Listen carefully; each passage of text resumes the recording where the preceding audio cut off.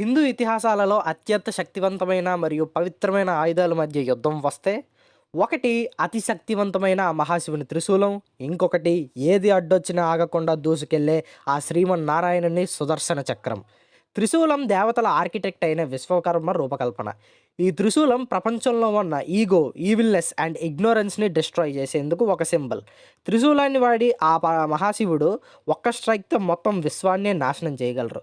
సుదర్శన చక్రాన్ని కూడా దేవతల ఆర్కిటెక్ట్ అయిన విశ్వకర్మ రూపొందించినదే. సుదర్శన చక్రం కాంతి కంటే 100 రెట్ల వేగంతో ట్రావెల్ చేసి టార్గెట్‌ని మిస్ అవ్వకుండా కొట్టగలదు.